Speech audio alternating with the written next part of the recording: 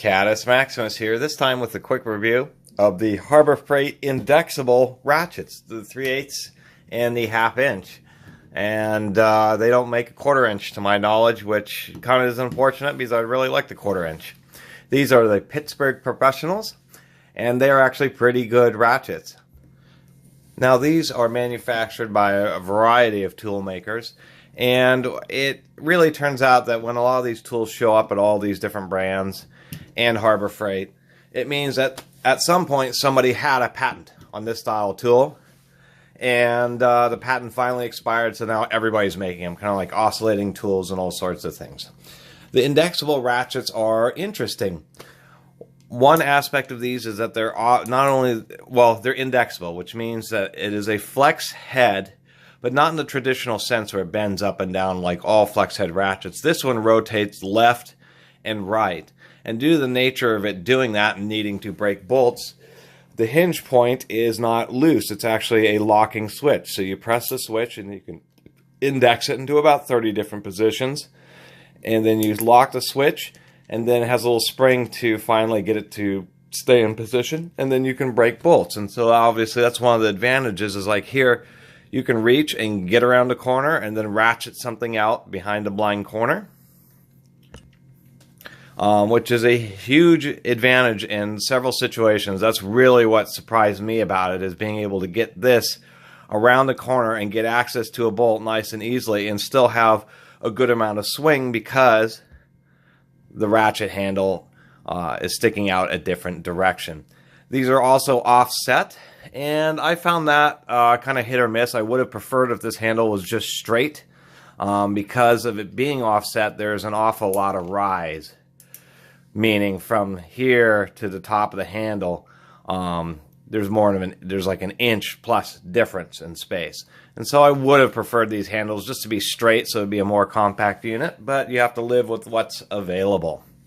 So another distinct advantage of these ratchets is, besides being able to turn it left or right, you can do odd things like run it backwards and use it two-handed. These are quick release. I did want to mention that.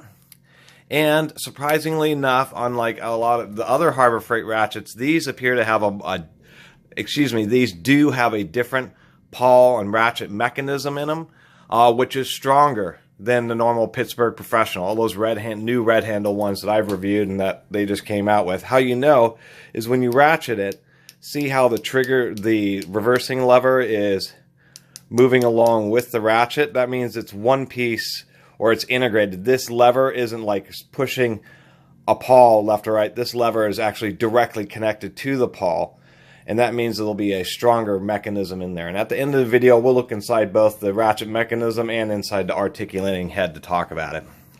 So another distinct advantage is once you've broken that bolt around the corner, then you can do this pump ratchet action, which has been the second amazing aspect, because once you break a bolt, you can just go back and forth really fast and efficiently. No other kind of ratchet allows this kind of action.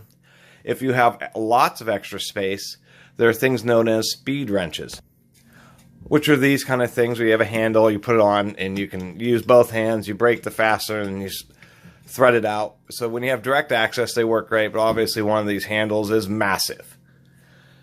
This is a lot more compact than that, and when you break the bolt, not only can you pump, but then you can just go around like this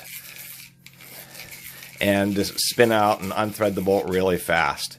So that's another huge advantage, and why I'd highly recommend these ratchets. In addition to the strong pawl, it's just a design that can't be beaten, because there really just isn't anything else like these indexable ratchets. So let's take a quick look inside and show you how the ratchet pawls and then this hinge point works, so you can get an idea of how well it's built on the inside. On this 3/8 ratchet, it is T9 or T9s. Here we go inside the ratchet mechanism. I did a 1/4 inch ratchet overview and showed inside heavy duty ratchets, and this uses the same system where it has a ball that's inside there that presses on this little nub on the back of the pawl, so it has a really solid action, and then it's all a cam action, so it's fully supported in milled out steel. So this is a very strong type of ratchet mechanism, and I was surprised. Now, people who don't like lots of back drag, these type of mechanisms have a lot of back drag. And you won't like it if you hate back drag, but you'll love it if you like good, strong ratchets, because this mechanism is what's in pretty much all of the ratchets that really are reliable. There's some newer designs and the snap-on 80 tooth and all that kind of stuff, which are all pretty good, but this is like a time-tested design right here.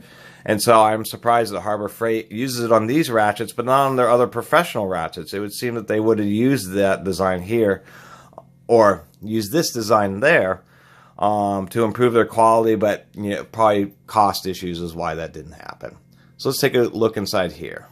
On a quick note on the ratchet head, it is a proper professional design where the screws go through the head and thread into the bottom plate. That way, if the screws of the bottom plate strip out, you only have to replace those parts versus the screws being threaded into the head of the ratchet, where if it strips out, it's pretty much ruined.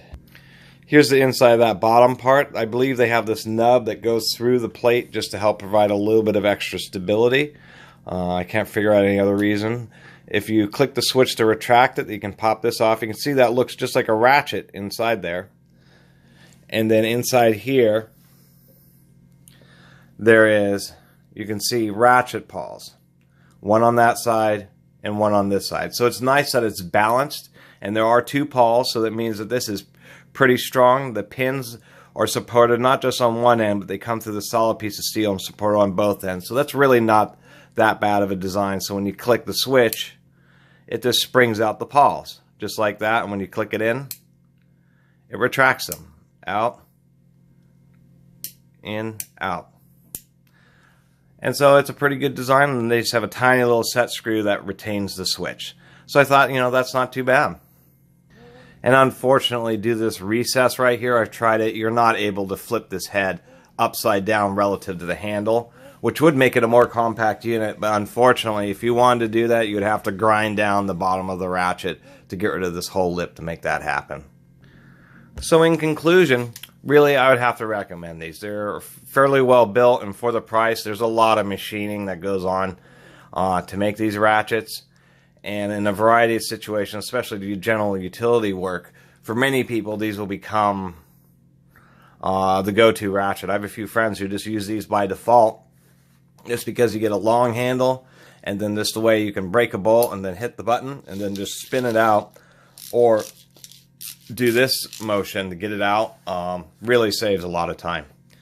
Anyway, once again, thank you so much for watching Catus Maximus video. Please subscribe. Catus Maximus out.